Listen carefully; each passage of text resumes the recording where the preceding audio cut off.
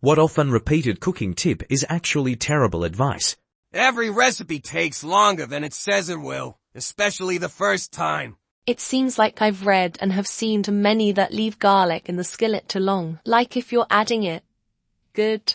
Cook it for a minute but not 5. Especially if it's minced and the skillet is really hot.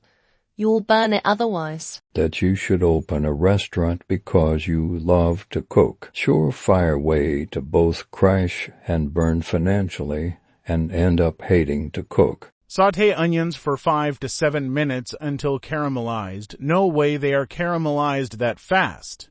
Adding the garlic to a hot pan first instead of last. Burnt garlic is not good eats. I'm nearly 60 and I'm not embarrassed to have learned one cooking tip from my daughter. Rinsing long grain rice really is a huge improvement in texture. Only use good wine for cooking. I challenge you to tell the difference between a $20 bottle of wine and $3 chuck when you add 1/2 cup to your pasta sauce.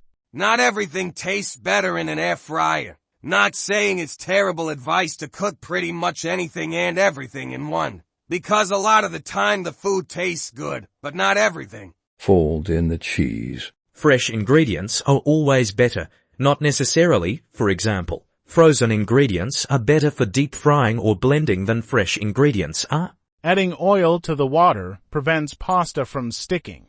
Flipping a steak only once. Not washing mushrooms because they would absorb water. Mushrooms are something like 90% water. Wash the mushrooms, they are dirty. Rinsing chicken. Add 2 cloves of garlic. Lol, just no. Add 6 cloves and later regrets not adding more. Sear meat to seal in juices. Kenji Lopez Aldez empirically debunked that. MSG causes migraines. This is an absolute myth dating back from a single letter published in the New England Journal of Medicine back in the 60s, likely as a prank. That became so prevalent that convincing someone who believes it otherwise is a waste of time. MSG does one thing only, makes shit good. Caramelize onions in just 10 minutes with this tip. Cooking chicken in general. Most people overcook their chicken and it gets dry and tastes bad. Use a thermometer and take it off just as it gets to temp. Every stir recipe that starts with flour the beef cubes, you'll get a better sear if you only salt and pepper the beef cubes and sear those in properly spaced batches to build up fond in the pot.